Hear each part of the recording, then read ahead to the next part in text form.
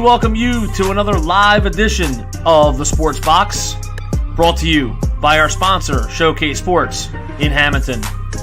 Showcase Sports for the elite athlete. And by our friends over at CrowdPlay. Download the free CrowdPlay app today and check them out at www.crowdplayapp.com for details. Ladies and gentlemen, it's showtime. Well, good evening, ladies and gentlemen, from the East Shore to the West Shore and everywhere in between, only on the Sports Box Network.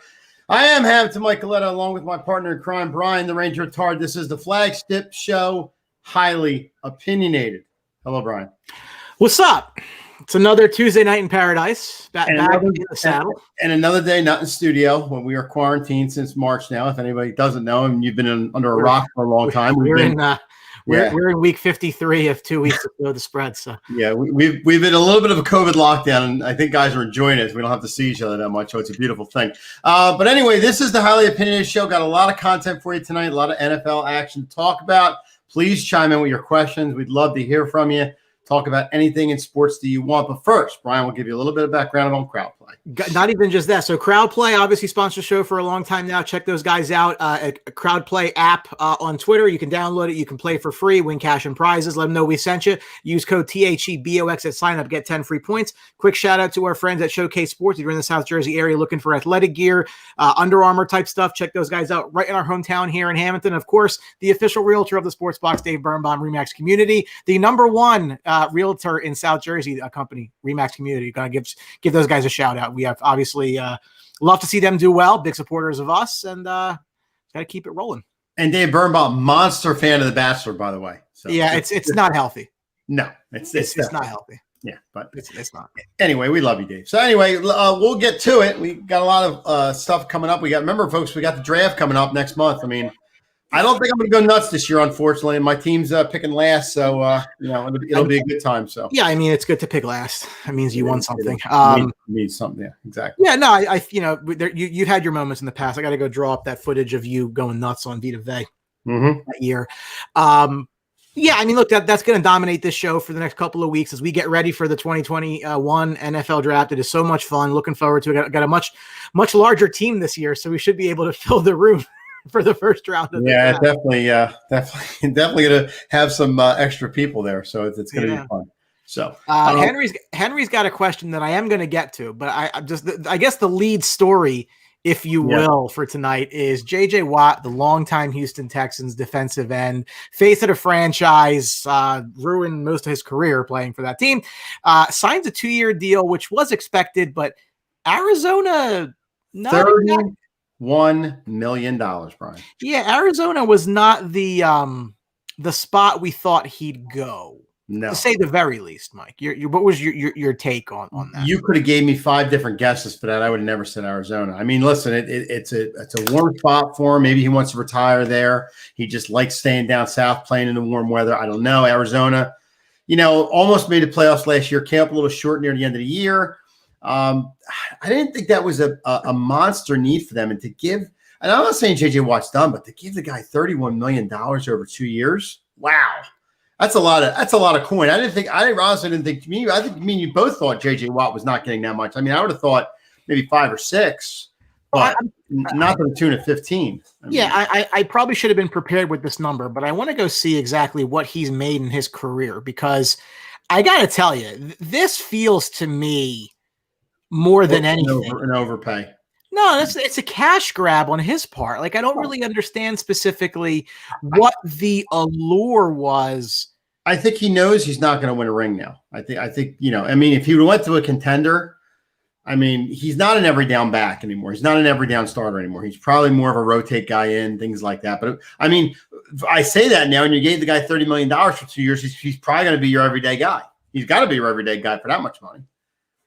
But it's like, I mean, he's made his money, right? I mean, he signed a 6-year, $100 million deal in 2014. He only had like the 1 year left, right? So that was mid-season or mid-career he signed that. Yeah, I mean, he's made a fair share of cash. And I had said it outside the box. Again, if you're new to the show, check out Outside the Box, our sports discussion group, over 4,500 members strong, which blows my mind on a daily basis. Most of them behave. I feel as though you should be ring chasing at this point in his career. Like the biggest criticism that we've had of him is because, like, defensive player of the year, MVP, all this nonsense, but he never really had a shot to go win something. So to me, I had said, and I thought you probably agreed that, like, okay, go to Kansas City, go sign a deal in Kansas City. Like that's what makes sense because they're the team with the best chance to go win something. Yeah. But you could have gone to Green Bay. You could have gone to Tampa Bay. You could have gone to Pittsburgh where you have some connection with your brother playing there. This just feels so far out of left field. And the only reason that I can think it was, I don't care what he says publicly. He's like, oh, I love Kyler Murray. Yeah, that's great. I mean, I like Kyler Murray. Reuniting of DeAndre Hopkins. It's got to be the money, though. Like, he must have just not been getting the offers elsewhere, Mike. I just don't think this makes any sense. Or that was his first offer, Brian. He went to talk to people in Arizona, said, yeah, we're very interested. And they brought a contract to him and said, hey, listen, because you didn't hear a lot about J.J. Watt, like moving around to different teams, checking them out and going here, going there. He's talking to this, he's going to that. Arizona just popped up out of nowhere. Like, okay, Arizona's, is going to be his team. He's wearing a shirt. He's tweeting it out. I mean, they must have knew they had to overwhelm him with an agreement. They did. I mean, $15 million, you're not going to turn that down and say, yeah, I want a ring. I mean, you're going to get $31 million playing the desert in Arizona in warm weather and, where you used to playing. And then you're reunited with a guy you used to play with before. I mean, it sounds pretty appetizing. I mean, I'm surprised Arizona did something like that, to be honest with you. I'm not surprised. Again, I'm not surprised Arizona made the offer. I'm more surprised specifically that's where he wanted to go. And Henry brings up the question, should they be a playoff team again with Watt now on the team?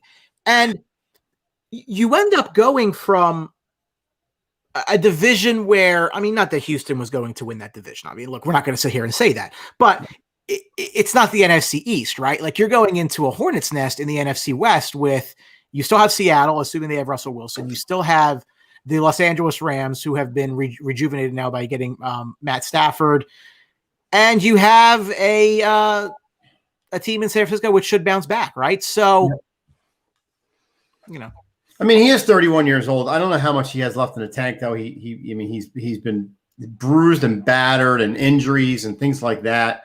Penguins up 3-1. That's a shame. Without Crosby. Without Crosby. But the only reason I say I'm surprised Arizona because they have other needs. They're not a team that's that far away from making the playoffs. They're not far at all. I just didn't see that as a big need for them. And are they a better team with J.J. Watt? Maybe. How many games does he win for them now? One, maybe two, maybe. But I don't. Does he get him over that hump? I don't know if he was the missing piece. I really don't. I don't know if they needed that much of a playmaker on defense because their defense is a little shaky. Their defense was a little shaky down the stretch. But if I'm J.J. Watt, that's my point, though, right? So they were at 8-8 last year. Like, you're going to win or lose games based on whatever Kyler Murray is doing point blank. That's what you're going to win on. Tom Scavetta from Review and Preview, I think we're going to have on next week talking to the Giants. Peterson, Reddick, free agents need to manage to keep those guys that are going to contend in that division. And it's an excellent point because the defense really let them down a lot more than Kyler did. Kyler had his moments both really high and really low last year, to be fair. But he's going to be the straw that stirs the drink. They're going to move based on what he does. Right. I don't know that the addition of J.J. Watt is impactful anymore. Like, it's not a shot against him. He's not what we're going to remember him to have been prior to all these injuries, all these, wear and tear.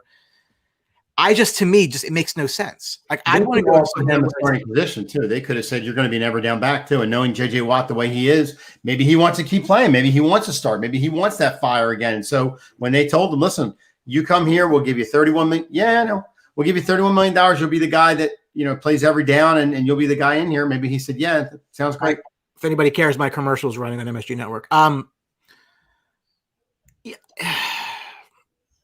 Good looking guy. Mike, it's just a head scratcher to me. Like, I could have, and you said it best. Like, I could have mentioned 5-6 teams before you really said Arizona. Like, you would have gone so far down the list. If anybody was like, no, I could see him going to Arizona. When it came out that he was going there, you're crazy. You're lying because nobody thought he was going to Arizona. Nobody. I don't care what you say. There's no point of interest in their defense that you saw last year to say, oh man, they need a guy like JJ Watt there, because the Bucs are going to lose probably Sue. So there's your outside guy. I would be a slide right in, like you said, maybe go to Tampa. You'd be the guy that plays back. It's not a good. To me, it wasn't a perfect fit in Arizona, but you're going to make it work for $31 million. They obviously see a fit. I think it came down to the money, frankly. I do. I mean, he can say whatever he wants. He can say, "Oh, I love Kyler Murray. I love DeAndre Hopkins." I don't want to hear that nonsense. You went for a check, dude. That's fine. That's fine. That's what. Listen, I don't begrudge that, but just don't lie to me. No, true. They're not expecting a front runner next year to win the Super Bowl. So. Henry had asked before that. JJ Watt, DeAndre Hopkins reuniting in Arizona. What's that mean for the Broncos with Von Miller? I don't really know where Denver is. Denver's on a weird spot. Is Denver in the quarterback market? Are they not in the quarterback market? I don't think they are, but you kind of think they are with Locke. I mean, I think they give him one more year. Well, last year was just kind of weird for them with the injuries. So, I don't think you can draw a whole lot from that. Defense is whatever. And I said coming in last year, I thought they'd be a better team, but their record might not show it. I don't necessarily think that that's fair to judge them simply because of the injuries that they had. It's not really, Judy had a nice rookie year. Cortland Sutton got hurt for a vast majority of that season. You don't really know what they are. So they lost all their quarterbacks. They had to play with a wide receiver quarterback. Crazy. Yeah, we'll see where Denver is. But we're going to do a little more football talk nationally later on in the show. My blood pressure, though, decided to go up about 14 notches when I read a story coming out of Dallas that the report is that Dak Prescott's looking for money just below Mahomes. He's crazy. I don't know what he's thinking by that. I mean, listen, he plays last year and has the year he had the year before. You can't really justify it, but you could say, listen, it's a little bit more in the ballpark. Okay, he's asking for a lot. He'll probably come down. The guy got hurt last year, had a bad injury. Missed the entire season. I mean, halfway through the season, he was out for the year and a bad injury. And you're asking for money that the guy that's played 2 years in a row and is going to a Super Bowl twice. I mean, listen, I know in life and anything you do, and whether it be a sales rep or anything you're selling, you go high and you always come down. You don't start low and go up. So maybe he's starting as high as he can, and then checking the field if anybody's that dumb, and then start coming down. I mean, that's the only thing I could be thinking he's got to be doing, because there's no way he's going to get near Mahomes' money. Blows my mind. Especially in a situation Dallas is in. Blows my mind. You have a team that, the salary cap situation is not insurmountable, but it's a problem. Mm-hmm. You have money committed to, whether I agree with it or not, and I've been on this show very much criticizing the money that they put in. Zeke's on a very expensive deal. Amari Cooper's on a very expensive deal. Yep. DeMarcus Lawrence on a very expensive deal. Your offensive line is getting older. You have other needs right now, and cap space is not available. I'm going to be a touch of broken record here. So I'm in Cowboys groups, obviously on Facebook. I'm in a lot of groups on Facebook, spreading the beautiful word of the Sports Box and how great we are. A team of over 20 guys talking sports every day. It's a lot of fun. So I'm in a lot of these groups, right? And I see these Cowboys fans specifically arguing with each other, which is hysterical to watch, about, we got to pay Dak, or no, we don't got to pay Dak, or, Jerry, pay that man his money, almost as if they were going to get a cut or something, or it's somehow some source of pride that your quarterback makes so much money in a salary cap league where your resources are limited on what you can pay your team. And it's just there's this undercurrent that Jones is the problem, that it's Jerry Jones' money, and Jerry Jones doesn't want to pay Dak this, that, and a third. And it's I don't know how dumb you could be to not understand there is a very distinct salary cap in the NFL. You can only pay so much to the players on your team. So you can sit there and say, I want to pay you $100 billion in Bitcoin. It's not going to matter, because guess what? This is your salary cap. But you can't pay a guy that much money coming off the injury he had. You can't do it. You can't do it. Like you said, Brian, the number one thing is, the salary cap. They're right up against the salary cap. They got to be really creative, and they really got to be really special with it to even get to keep some components of this team. And for this guy to come off a major injury like that and say, you know what, I want Mahomes' money, that's just blows my mind. Why don't you go straight to hell? How about that? Are you serious? Are you done? there's nobody in the league going to give him that kind of money. If there are, they're idiots. They're total idiots. I'm not ruling out that he can get it, but it's not going to be in Dallas, and that's perfectly fine with me. Like, I don't even care. Like, if this is where your head's at, sorry, it's not going to happen. I mean, I think he's part of that system down there where he's got it down. He's a good quarterback for them. He can play well, but again, listen, you shoot for the stars, you get what you can get in the league. I understand that your career is only a certain amount of time, but coming off a massive injury like that, I don't think you can ask for that kind of money, especially in a situation Dallas is in. We had Marcus Hayes on the show last night with Mike and Paul and Sports Iconic. Really, really good interview. If you have a chance to go back and watch that, I really enjoyed, the perspective that he brought. And, I came up because the guys like to, rip me, and that's fine. They're like, I don't want to give Dak the money. He's like, well, I think he's nuts. I mean, Dak's whatever. And, the angle that he took was, Carson Wentz, as bad as he was, is a bargain at $32 million because how much quarterbacks get paid. This idea that, it sets the market. Like, I don't want to hear that nonsense. Then go get it somewhere else. If you think you're going to get it somewhere else, like this, if the team wasn't winning when you were making $400,000, why on earth would it win when you're making $40 million? Like, that just like, what are you trying to do? I have no problem if you want to get paid, but make me the case that you're worth it. But also think of this too, Brian. How many teams out there need a quarterback that can spend that much money on a guy who's coming off a horrible injury? That's what you got to look at around the league. There's teams that need quarterbacks out there, and I'm sure they would like to have Dak Prescott, a healthy Dak Prescott, coming off this injury. He gets hurt again, or it bothers him, and he's not the same person he was. You're throwing all that money down the toilet. I mean, that's a big risk for a team. And I don't think anybody in the league is going to do that. That offer is going to have to come down. He's going to have to come down with that. But Patrick Mahomes' money? Well, again, you're starting high and coming down. He's going to have to come down in a hurry because there's nowhere near anybody going to touch that money. Like, I mean, do you think there's any teams in the league that are going to give him that kind of money? Or I think it's very possible. Yeah, I think that he can get like $35 million from a team. His what's it called? His franchise number is 38. Now you can look if you want to blame the Cowboys for not locking him up earlier. Like, I can buy some of that argument, but they didn't know they wanted to. They kind of had a little long on him. I thought they should have signed him a little bit sooner, but I mean, that's fine. It is. But you could also battle the other side and say, yeah, look, he got hurt now. So now we have options. So if you go by annuals, right? So Patrick's making 45, Deshaun's making 39, Russ is making 35, Ben's making 34, Goff's making 33.5, AR's making 33.5, 33 for Cousins, 32 for Wentz, 31.4 for Prescott on the How bad is that? Cousins is in there at 32. How bad is that? How bad Minnesota screwed that deal up? I mean, it's a shorter deal. Look, to me, if you want to come in somewhere between Russ and Deshaun, I mean, the thing is, Russell Wilson's making $35 million, and you're not as good as Russell Wilson. Right. So anywhere between 30 and 34, I think he should be. That's especially off the injury. Listen, 30, 34 is not any joke at all. That's pretty damn good for a guy. I agree.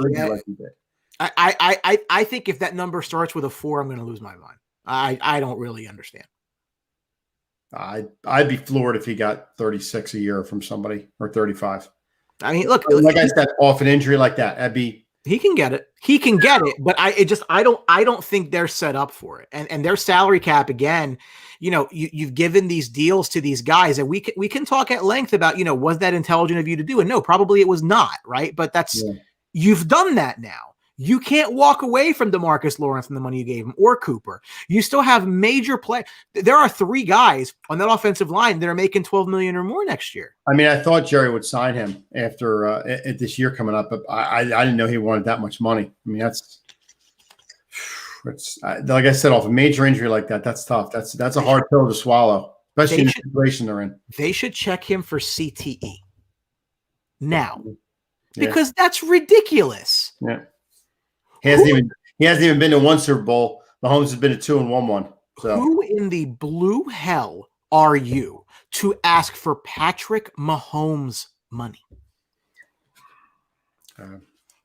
They have cap liability right now of $194 million. The cap next year is probably going to be 180, 185. So you're 10 or 15 over. You can fix that. Yeah. But you have no quarterback on the roster. So I don't know where the money comes from. And they can tag them. They're going to have to make some cuts they may not want to make. But you're going to have to tag them, I think. I just feel as though like we're getting into the end game here because I just don't see how they can sign him. Even if they want to, you would have to disassemble the team. Unless you defer all that money near the end, and that's going to kill cutting. Are you really going to cut Tyron Smith? Are you really going to do that? The only thing I can do is they talk to him and they give him signing bonus up front. And they backload the contract. They backload it for down the road. So that way, when some of these contracts run out, those people leave. But then they're strapped because some people are going to leave, and then you're still tied up with the Dak contract. So now down the road, you're screwing yourself. So now you're bringing a quarterback on a team. But when all these guys, like you said, like Elliott and Cooper, all these guys are up, you can't do anything with them because you're screwed with the Prescott deal because you're getting overloaded with that. So that's double-edged sword right there. So that's interesting what they're going to do. We were talking about JJ Watt and ring chasing. I mean, look, I'm not going to sit here and say that Dak Prescott should be chasing a ring right now. I'm not going to remotely look. The guy has to get his money. Like I'm fine with that. But you need to come at this with some sort of realism to your request. And it's just like I don't see it. Yeah. Tell me another guy, right? We talk about elite quarterbacks, man. We talk about guys like a Russell Wilson. We're in Seattle. He is Seattle. Mm-hmm. A guy like Deshaun Watson, I understand that the results have not been that great in Houston as of late, but he is the Houston Texans, right? Like if you take these players off of their teams, what do they do? It's the players that are there are made better by the quarterback. And then you talk about a guy like Dak Prescott, who, again, is there a better situation? Look, you got elite receivers, elite running back, elite offensive line. A defense which allows you to put up more yards because they can't stop a nosebleed half the time. But I think that more that's coaching with a guy who's not there anymore. But the results have not really been there. And don't quite get it. Don't think he's going to get that money. I think we're getting towards the end of the Prescott era in Dallas. I just don't see a scenario where he gets the bag he's looking for, realistically. No, I agree. You got to do something. You can't had this keep going on and on and on. And I mean, you could tag them. And like you said, how are they going to sign them when they're in cap hell right now, and you're going to take all that salary on? It's a lot of. Yeah, I don't see it. I don't see it. No. I will lose my mind, though. Probably. That's going to happen. Somewhat surprised, not much of a surprise. Washington football team looks like they're going to be parting ways with quarterback Alex Smith, who I really think they expected to play last year. He did win comeback player of the year, as he should have. Yeah. First time running on the field, he should have won it. That should have been it. As soon as there was a play. Yeah. But that's a team that doesn't really have a quarterback for next year. Nope. But it's not going to be Alex Smith. So I guess this question is twofold. One, if he's not going to be in Washington, who do you think might be? And two, if he wants to continue his career, all signs are he wants to continue his career. Where should he go? I mean, he's a backup for sure. I don't think he's obviously a starter. I threw down some places. I mean, he could reunite in San Francisco as a guy just back and with his old team and backing up, and whoever's a starter there is a starter. I mean, he could go to New Orleans, back up Winston, because I think that's going to be a train wreck down there. And who knows, Bridgewater could be out in Carolina, and he might back up the young guy there that they draft if they blow Teddy Bridgewater out. I mean, there are some of the cases. I mean, you can make cases all over the year or the course of the league. Chicago's a train wreck. You got a lot of teams in the league that possibly could use quarterbacks, but at this point in his career, I think he knows he's not a starter anymore. I think he knows he's a backup guy, and he just wants to kind of, I don't want to say collect the check, but he wants to keep playing, because this is what he does. But I mean, I wouldn't see a problem going back to San Francisco to finish it out where he originally was drafted. So I just have this funny thing goes to Chicago. Could another team? You think he just started there though? He's behind probably Trubisky then. I don't know where. I don't think he's back next year. Well, I guess I don't really know that yet. I mean, I don't know. I mean, the only thing I can think of is you bring him in, he's cheap. You can get by, but I mean, I wouldn't say you're throwing the year away, but how many games is he going to win you, Alex Smith? I mean, their line is not good, and Anthony will tell you that. He played. So, I mean, give him credit. I mean, he played as well as he could have in Washington with an well, offense that's he's also one hit away from ending up in a wheelchair. sure. So, And that's the risk he takes. if he was playing with the Colts with that line, I'd say, okay, let him play. He could be the starter. But Chicago doesn't exactly have a good line. I mean, that's he's going to have to go somewhere with a really good line. Like you think he can go to New England? They have a lot of that line can protect him, though. I mean, the problem with Cam, though, he just is inaccurate as shit. So they have a lot of question marks at quarterback, especially. Mm-hmm. It's good. It's one of them like low key fascinating stories of the offseason is where a guy like that ends up. Yeah, I just think it's super interesting. I don't think he's a starter at this point. I think he's a guy who's a backup. So yeah, I mean, I don't think he's going to lead my team anywhere. You know. No. Interesting cut earlier today. Kyle Van Noy, the linebacker, longtime New England Patriot, who followed Brian Flores to Miami 1 year into a $51 million 4-year deal. God, 51 million years. Cut today. Surprising because, you know, if you're a Brian Flores, you know, he is somebody who defensive leader. I mean, they were top 10 defense last year. Somebody who you might want to use to help instill the Patriot way, so to speak, because he's been there.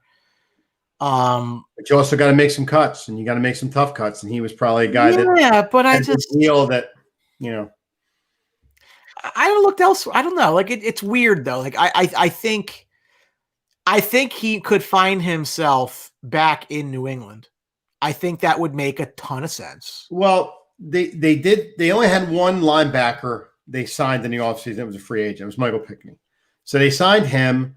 Other than that, they have no other linebackers signed. Everybody is on board. Next year, they have 5 guys go on the unrestricted free agent, including Hightower. So, you know, does he sign on for cheap now, or you know, does he sign on with the understanding that they're going to lose Hightower next year, or they're going to, you know, have somebody bail out him next year, and there's a guy you slide right in? In the way of this year, it's not a good fit at all for them. Again, especially with the salary cap situation. But I mean, there's other teams that could use him, and I hate to go back because I'm a Bucs fan, but it could be the Bucs because they're going to probably lose Shaq Barrett. I mean, he wants to get paid. Now, you know, when you win a Super Bowl, everything else is off the table. You want to get paid. You won the ring. Who cares about that now? You want to get paid. So the Bucs probably aren't going to be able to keep Shaq Barrett, and maybe Levante David gets out of there. I don't know. So if that's the case, yeah, you bring in Van Noy. There's a guy who's not as much as those two guys would be. Slide him in there, and there's a solid linebacker with Devin White. I mean, there's your linebacking core. So that could be a good fit there too. Tampa's kind of interesting. Yeah, Florida, so not really going too far. Could happen. Yeah, it could happen. You never know. Semi-surprising, but not really if you follow the draft. Vikings cut longtime tight end Kyle Rudolph after 10 years with the organization. They took Irv Smith a couple years ago in the second round, so you kind of thought that like time was limited anyway. Didn't really get a deal that he might have wanted. But you know, his claim to fame obviously is, you know, that touchdown he caught in New Orleans, which he pushed off. Nobody. Well, and he could go to Seattle now because Greg Olsen retired. So that could be a fit up there, just to have a veteran presence up there. He's not as productive as he once was. I mean, he had a couple of years there where, you know, 5 out of 6 years, 5 touchdowns, 7 touchdowns, 8 touchdowns, 4 touchdowns, 6 touchdowns, only 1 last year in 12 games. His yardage numbers have come off. I mean, he's 31, so he's getting up there in football terms. I mean, I'm turning 37 in a couple of days. So I mean, who am I to say somebody's old? But you know, it's from a football standpoint, you know, his usage in the offense really, really dipped after 2018. His high was 2016, but good player for them for the time he was there. Good soldier. They were very nice in the way they let him go. I think he ends up somewhere. He almost kind of reminds me of a guy like Tyler Eifert, who like was really good somewhere and then goes somewhere else. You don't hear from him again. I think he's in Jacksonville now, maybe. I don't remember where he is, but like one of those guys that like underrated player, team leader type guy.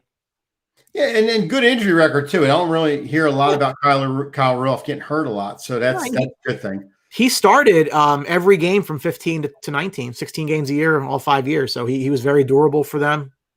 Yeah. I mean, I think around the league, I'm trying to think of a tight end position that they could use him at. Maybe the Jets could use a tight end. somewhere around there, maybe Miami. Well, Miami probably wouldn't use him. What am I saying? He'll have it. I mean, you mentioned Seattle. That actually is an interesting one. I think Seattle could be a landing spot because Greg Olson retired. He's in the booth now. So, but yeah, I mean, he's not going to be that productive tight end he was before, catching 7-8 touchdowns a year. But he could probably catch 2 or 3 for you, and throw off the defense. Be like a Cameron Brate for the Bucs. I mean, something like that, like a fallback tight end. I think that in his career would be a good thing for him. Yeah, I mean, I think somebody will pick him up. He'll sign a 1 or 2 year deal somewhere. So we're not going to get into draft coverage just yet because that, like I said, as we said, that's going to dominate this show for pretty much the month of March and the month of April, and probably most of the month of May. We'll probably start next week though, reviewing divisions, maybe. Yeah, we'll start taking a look. But as right now, before we really delve into our draft coverage, kind of think about what we think right now, again, because this is going to change. It's going to change a lot over the course of the next couple of months. You think about the teams that made the playoffs in the NFC. Is there anybody who stands out to you that is the least likely to get in next year? I think it's got to be Chicago. I mean, they're a train wreck right now, and with the quarterback situation and the offensive line position and that. But I'll tell you what, I think another team could be in there too, and I think it's going to be New Orleans. Breeze is gone. Supposedly, and I don't know if it's true or not, but the torch has been passed to Winston. I don't know what you've seen in him to make him the heir apparent to this team, but this team could go backwards in a hurry. You got some guys on that. The defense is still good, holding that team together. But, Michael Thomas didn't exactly have a great year last year with the injuries and come up small in certain situations. I'm not saying he's fallen off yet, but, I mean, he's not the prolific guy you saw the year before. Kamara looked like he took a step back a little bit last year. Maybe the load's catching up to him a little bit. I don't know. I think the Saints are probably, I think definitely Chicago is, but I think the shocker could be the more of the Saints team taking a step back and not making the playoffs. Yeah, I think you're right on in both cases. I mean, the Saints are such a question mark because you just have no idea who the quarterback is. And if it's Jameis, what confidence do you really have? Yeah, 30-30. Yeah, I mean, I think that's definitely it's a question. It is absolutely a question mark, and yeah, and you have 3 guys on their offensive line who are unrestricted free agents. So whether they come back or not is going to be interesting as well. And they are starters, by the way. Right. Bears just a question mark at quarterback. Yeah, and that's a big question mark. I'll give you an under the radar one is Washington, not because I think they'll be better next year, but 7-9 might not get you in next year in a better NFC East. I think the Giants will be better. The Cowboys will definitely be better because they have a quarterback in a COVID driven year. Yeah, I agree. So I think if you look at the teams that got in last year, I think the Packers are a lock and a half to get back in. Seattle, assuming they have a quarterback, gets back in. Bucks will get back in. Rams would be fine.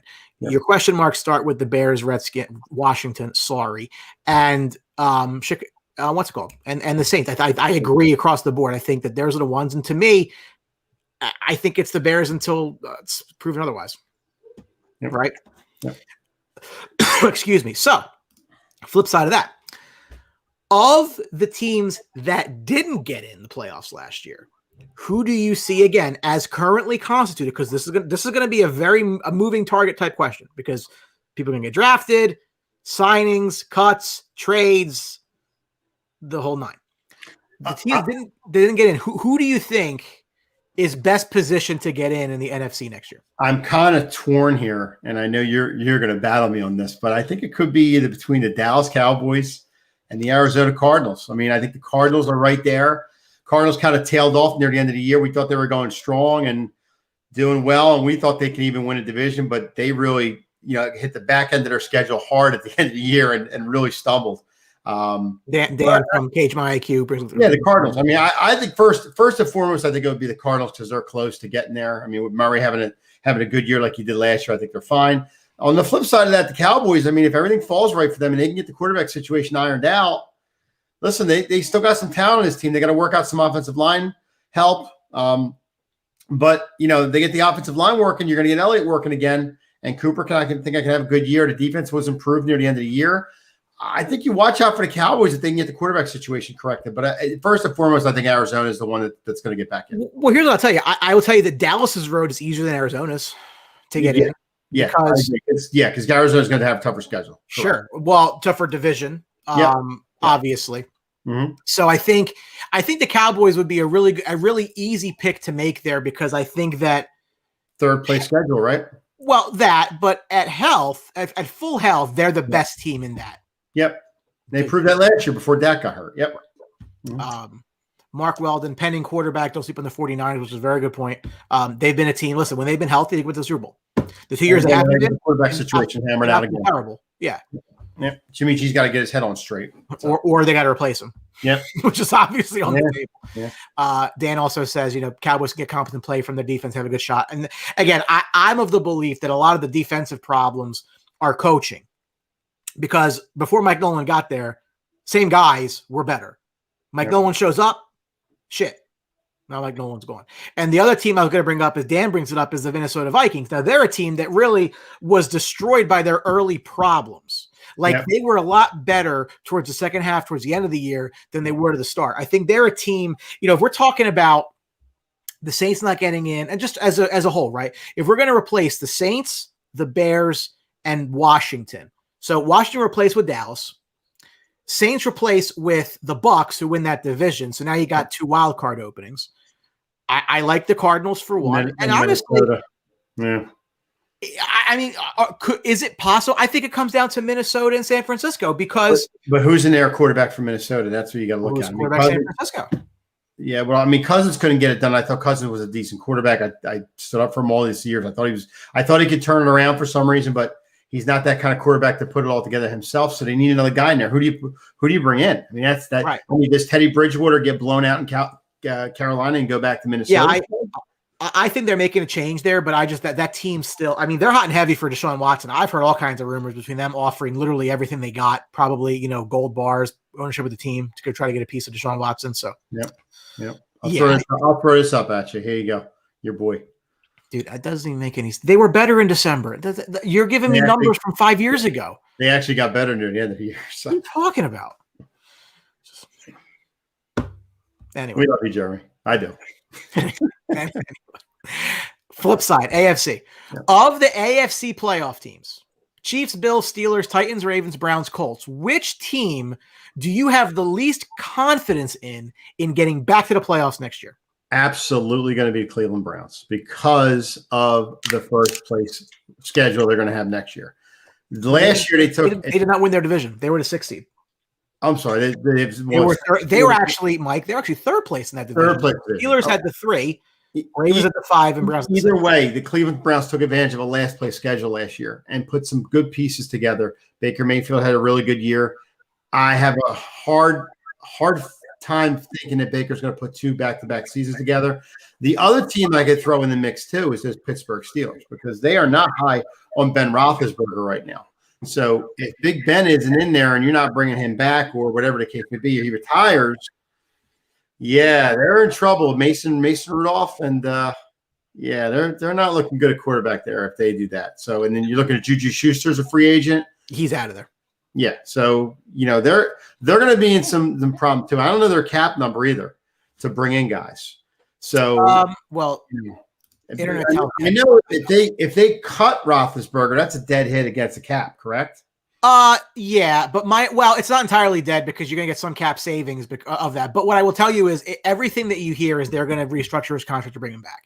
Okay. We can talk about whether that's good, bad, or indifferent for them, but that's the direction it seems that they're going to go. I think it's a PR nice move for him. They don't want to get rid of him on bad terms. He's earned that, right? I mean, yeah. No, I agree. So for me, there's a couple teams that stand out to me, and one of them is not the Browns. I'm going to go out on a limb. I'll tell Alex, I picked this team. I think they win the division next year. I think the Browns are on the upswing. I do. And, the Steelers, I may have less faith in because I don't know what the offense looks like. Again, there's going to be a change at running back in all likelihood. Yeah. They never really have been hurt by losing a wide receiver. So, if Juju walks like in the same way that Brown walked, the same way that Mike Wallace walked, it wasn't as if like that was hurt. Like they roll those guys, right? Yeah, Chase Claypool had a real nice year. Yeah, you'll have a number one guy, I guess, in Claypool probably because he had a nice year last year. But in the same sense, like you said, they have Washington. They'll roll with the punches there. Yeah. They can go to the tight end.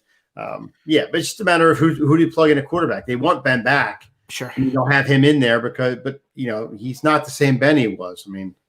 He's definitely not. He's definitely taking steps back. Dan's in my head right now. Dan is reading my thoughts. He's caging my IQ, right? Because I think Tennessee, for example, is a team that I think could be a team to miss because I'm bullish on the Colts. I think they have a significant upgrade. Yeah, but you also said that Tennessee wasn't going to make the playoffs this year. You didn't think they were going to have a good year because of Henry signing. But they're a team that rolls with Henry, and it works for them. I mean, it's of all your theories, and I understand your theories, you don't pay a running back, but the Tennessee Titans, for that offense, the way it rolls, you pay a running back there. I get that. But what I will tell you is, do you really expect him to continue to have all these carries and not fall off? Well, what they have to do is they have to get Tannehill some weapons to throw to. I mean, they got A.J. Brown now, which is great. That's a pretty damn good weapon. Yeah, exactly. But, I mean, you got to have it. Well, the tight end position, I mean, I think is I guess, okay. They don't use it as much as I thought they would. Humphreys is gone. They're getting rid of him, the slot guy. So the 2 years he left the Bucs and went to the Titans, that's over. So he's getting cut. He likes Titans to still make. He thinks Vrabel's top 5 coach in the league. Yeah, I think the defense is really good. I think at least he didn't cut his penis off. That's plus. Wow. I think their defense. He said he was going to. I think their defense is going to get better. He said if they made the playoffs or made the Super Bowl, they were going to cut his dick off. I swear to God, he said it must not be that big. It must not be that big then. So he must not care about it. Wow. But anyway, I think their defense is going to get better. Their offense is clicking. Corey Davis, I think, is a free agent. He's probably Well, but here's so they don't have any complimentary back. They need another back maybe to rotate around a little bit, maybe. But I say Tennessee because I think the Colts win that division. So now, who are my wild cards and who might slip up a little bit? That's why I think Tennessee's a team to look for. And I also think Baltimore, I mean, listen, Baltimore last year, there were moments when we thought, listen, they're not going to make the playoffs. And, you can make the case that Lamar has not had a legit number one. I'm not going to dispute that. But I also believe that quarterbacks who run first, it's not going to work. Right. He's a phenomenal athlete. He was the star of that playoff game against Tennessee, no question. But I just don't think it works. I just don't think it works. And I think that's what they're going to run. Again, because I'm bullish on the Colts, that makes me bring the Titans down. Because if you ask me, Johnny Smith, Corey Davis. I didn't realize Gino was up too. So yeah, that could hurt them. They have issues. Yep. To me, if your division winners are KC, Buffalo, Colts, and Browns, now I'm trying to fill in my wild cards. Assume one of the teams in the AFC North makes it. I think that's probably Pittsburgh. One team from the AFC East. Well, actually, possibly one will win it. No, I think one from the AFC East. Well, if it's the Bills, but then Miami, which again, I don't want to get ahead of myself, but because that's the next question. Yeah. But I look at the wild cards and I say, who could possibly slip up? And the Ravens and Titans are the ones that just speak out to me because I'm so bullish on the other teams. And I have another team too, so we can get to that question too. Well, that's the next question. So right now, on March 2nd of 2021, as the Rangers have a 3-2 lead in the third period, 8 minutes left on Buffalo, who of the AFC teams that didn't get in last year do you think are in the best position to get in next year? I really hope he's watching, but I think it's going to be the LA Chargers. So I really think that Herbert has his team moving in the right direction. I mean, look how many drives he had near the end of the game. That experience is valuable for him. Even though he didn't win those games, he's getting the timing and he's getting the flow of the game and he's learning things. He's picking up things. I forget who said it, but they were saying that this kid can read defenses rather well already. Like you give him a B+ on reading defenses, and that's his rookie year. I mean, he's only going to get better. It's just kind of like Josh Allen when he came in the league. He had to find his way, took his beatings. He got beat up. He got thrown around. But you know what? He learned off of it. He stopped making mistakes. He's moving it forward. Chargers they get Derwin James back, and that was valuable to them to stop people. I mean, he's all over the field. He's like a Devin White as a linebacker. He's all over the field. So I think the Chargers are definitely a team that's going to get in next year. And I think another team that could get in next year, we talked about it, is Miami Dolphins. I think that's a team that with Tua is only going to get better. He's got that defense playing well down there. They're going to lose Van Noy, but I think they still can hold it together defensively. And you need a defense to move ahead in the league. That's without a doubt. And Tua, listen, they've talked about moving him and things like that. I've heard other rumors and everything. They're keeping Tua. I think he's going to be fine down there. He's getting his rhythm going. Fitzpatrick, I don't know if he's gone or not, but it's going to be Tua's team this year. And I think you start him out from the jump and you let him, take his lumps. But I think those are the two teams that I think are going to get in. I think it's going to be Miami and the Chargers for sure. Yeah, no, I agree on both. And I think the Chargers are going to be the sexy team. Like, they're going to be that team that, like, remember the year, because we used to joke about this. It was the year that I think it was Tennessee and Tampa that were doing Hard Knocks. Like, they were like the sexy teams. I think the Chargers are the sexy team next year because they win. They lose games by one score like it's their job, right? So if they can fix that, was that coaching? We're going to find out. But Herbert brings an element that they just haven't had. I mean, look, I'm not taking a shot at Phillip Rivers, right? But Phillip Rivers was always like stat accumulator. He wasn't really like, I just never felt that he was a difference maker. Like, I never felt that he was a guy that like, oh, Rivers is going to win this game. Like, if anything, they find a way to lose it. Herbert, I think, is a 180 from that. Like, he just has that swagger about him, which is funny because he was like, oh, this is like, very introverted coming out of college and it's nonsense, right? You got to remember, he had that kind of year too, Herbert, with a rotating cast of running backs. Eckler bounced in and out of the lineup constantly the entire year. Wasn't expected to play. Right. He didn't have continuity with running backs. So Tyrod got stabbed. You got the job, Exactly. Yeah. Punched it along. Yep. And I solely agree that if he doesn't puncture his lung, Tyrod Taylor's in most of the year, without doubt, and they're trying to win. But you need to get this kid in as early as he did. And look, he's a year ahead of the curve now. Anthony Lynn's gone and you're ahead of the curve. So you start over. So. Yep. There's Dan Herbert, May Guyton. Look at who the heck's that guy. Yeah, I mean, I agree. And if you're a Chargers fan, like, you got to go 6 to midnight on that. You're Donald Duck in that because that's absolutely. And then Miami, yeah, Miami's interesting only because, again, it's just weird to me, Mike, that we're not even 12 months removed from when they're drafting Tua Tagovailoa, and now we're talking about trading for Deshaun Watson. Not that Deshaun Watson wouldn't be an upgrade over Tua. I'm not saying that. But usually when you draft guys in the top 5 of the draft, like, you're not even discussing what you're doing with them again. Correct. Yeah. No, you're right. You're right. It's usually that high of a pick. You lock them in, you get them in there. It's not confidence inspiring, Tom Scavetta on the fence with the Chargers for next year. They're a team that could sneak into the 6 or 7 and have a lot of free agents. Being top 10 in cap space should help their case. Yeah. Coaching, again, I was never an Anthony Lynn guy. I just never really liked him. And I'm gonna disagree here with Jeremy. So Buffalo won their division. Buffalo made the playoffs last year, which was not the question. Correct. And the Raiders are a team that just finds ways to lose. So I'm going to assume that you will continue to find ways to lose because you've shown me your propensity to find ways to lose. So I am not buying what John Gruden is selling. I don't know who their quarterback is long-term there. They got their own problems. Dan's like, the handling of Tua was bad last year. That's why the Watson talk's happening. Well, I get that part. I could see that. I still don't like it. I just don't like it. I don't. And then New England, a dark horse, have all the guts opted out. All the guys opted out, not a first place schedule. Yeah, I could see that too. But who New England gets a quarterback is if it's Cam, they're not bringing him back. So before we move on to the final topics of the show, real quick, give me your absolute huge shocker in both conferences. Give me a team that could get in. Shocker in both conferences. Into the playoffs? Like long shot, but has a shot. Okay. In the NFC, I'll go Atlanta Falcons. How about that? Matt Ryan getting it done. Julio Jones staying healthy. The defense finally doing somewhere, stopping people. Atlanta makes the playoffs as a wild card. AFC, I'm going to go. Man, AFC. Go ahead. You give your NFC. I'll give you my AFC. My NFC pick, and I'm talking like surprise pick. Like, it would be like, oh wow, they got in. Giants.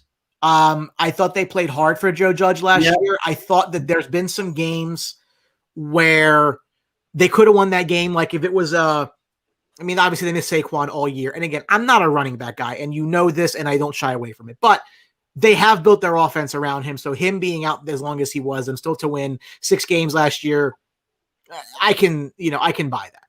So them, I think it's more of a shocker because people only assume like there's one NFC East team getting in next year because the division's supposed to suck. I think it'll be a little better next year. So the Giants would be my NFC shock pick.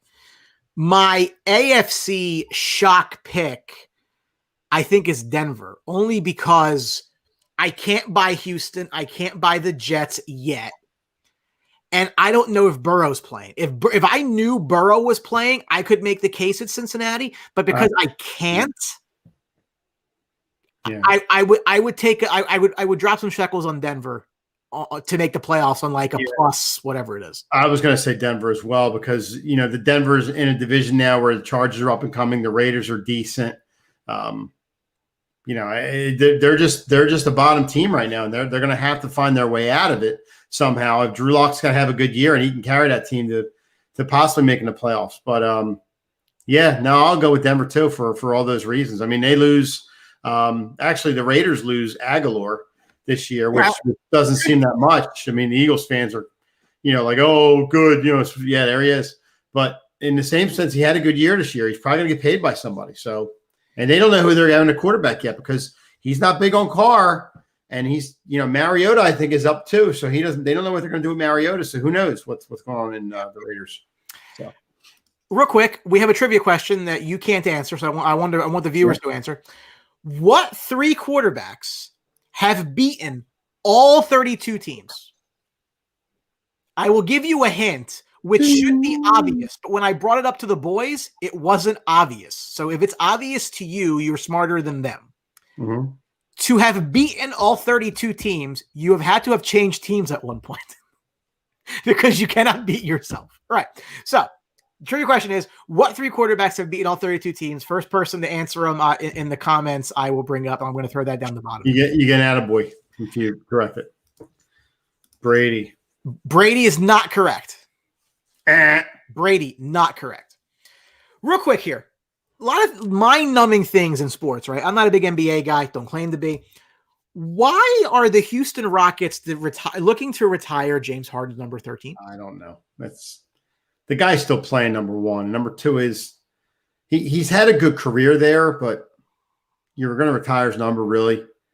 And then this is the problem with a lot of teams. They start retiring numbers after, good years. After, you retire numbers for guys that like a Jeter, like a Brady, guys that are off the charts. You don't give a guy, not that James Harden's an average guy, but he's had a good career.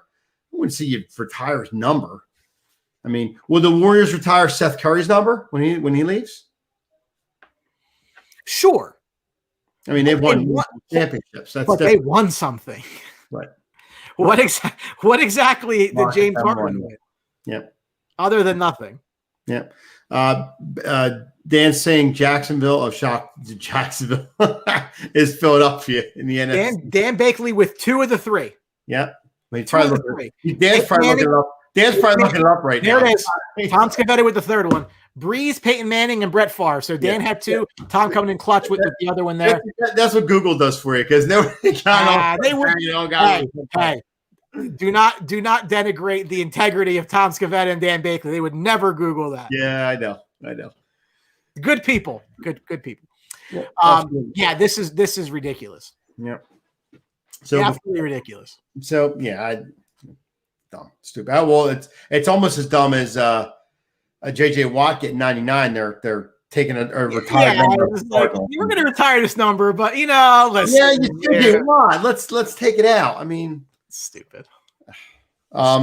Before we get out of here, I guess we do have a little bit of an announcement tomorrow, folks. Hold on. We had one more topic. Oh, okay. Sorry. Go ahead. Near and dear to my heart, obviously, as the Rangers are playing Buffalo right now.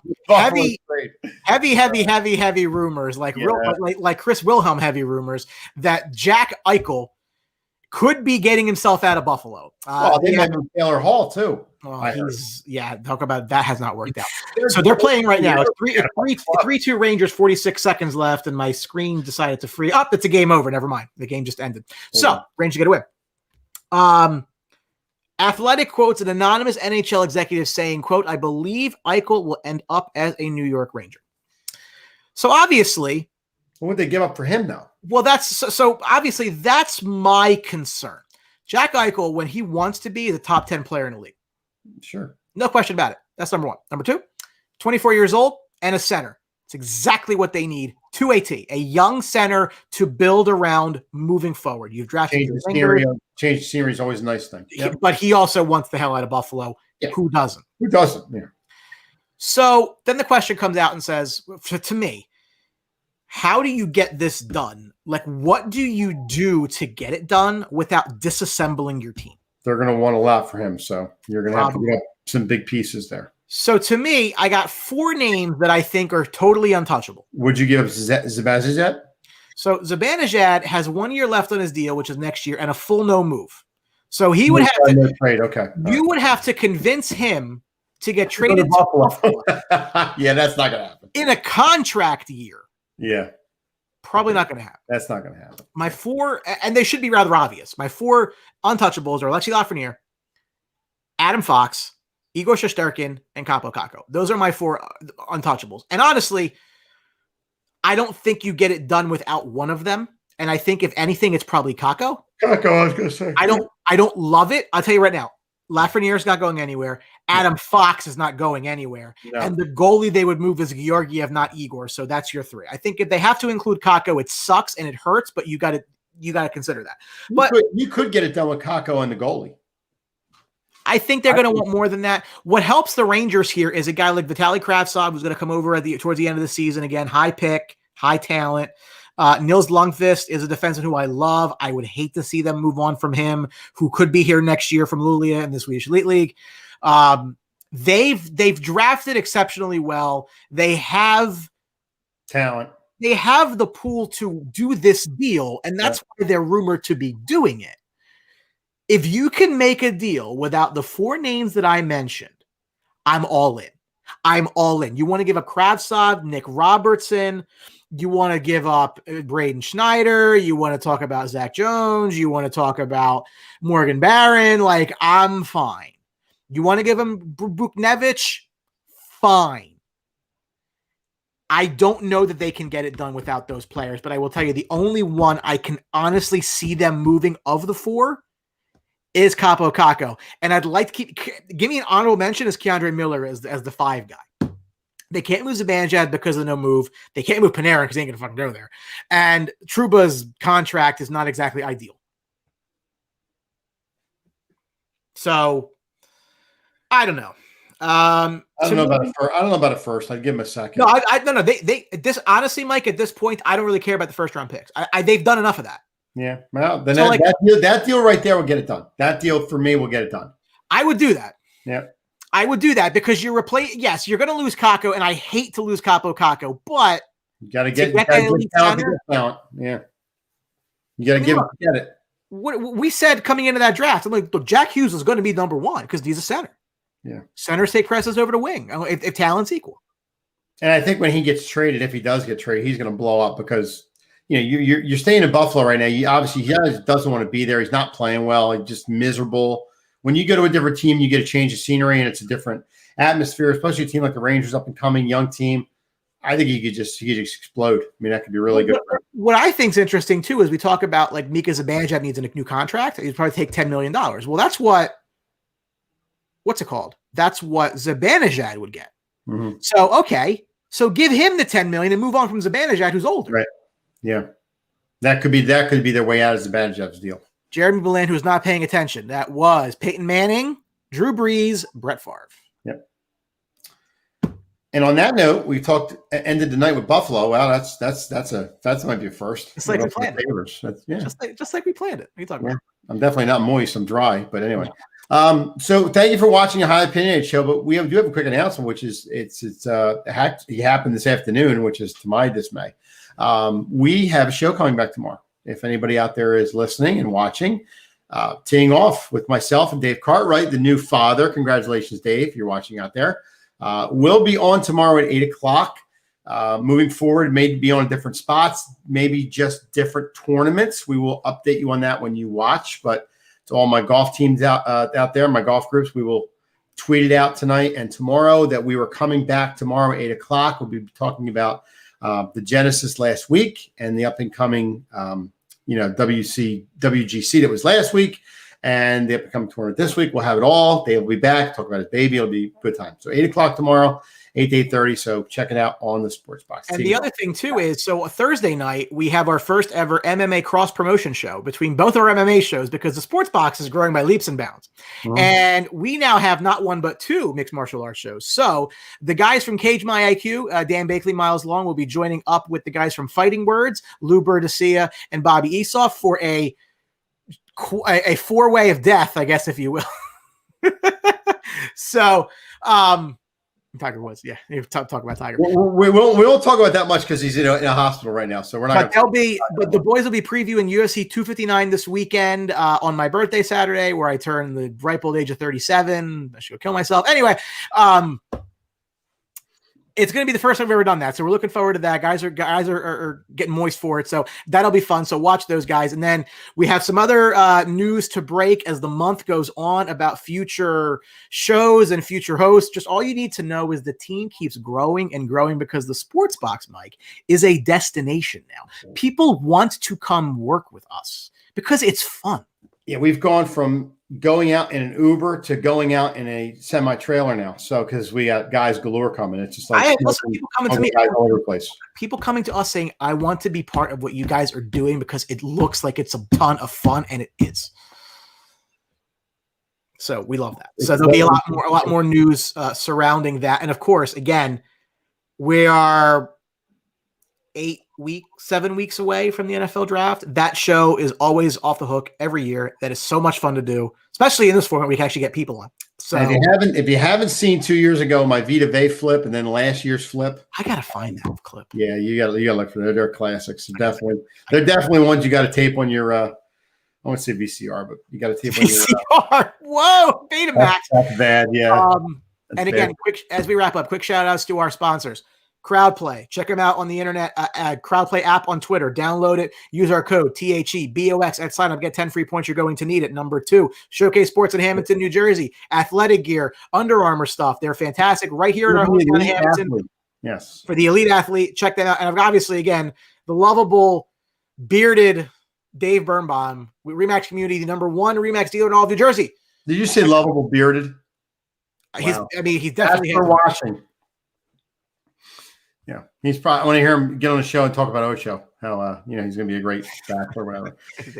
Anyway, yeah, that Vita Vey clip. No, Jeremy, I legit don't care. I I couldn't care less. Yeah, that's what baseline jumper's for. So. Let's talk to Quiggs. Talk to Quiggs. Look, all I got to say is LeBron is an overrated piece of shit because now that Anthony Davis is hurt, he is such a passenger. On that, now they're looking at bringing in a Drummond into the team. It's like, how many All-Stars are you going to bring in for this guy? It's whatever. And I just think it's dumb to retire James Harden's number right now. Yeah, exactly. So we want to thank you for watching Highly Opinionated. It's always a pleasure coming into your living room 8:30 every Tuesday, and sharing it with us. For myself, Hamilton Mike Galetta, and Brian, the Ranger Retard. This is the Highly Opinionated crew. Thank you very much. Watch Teeing Off tomorrow, folks. We'll see you next week. See you.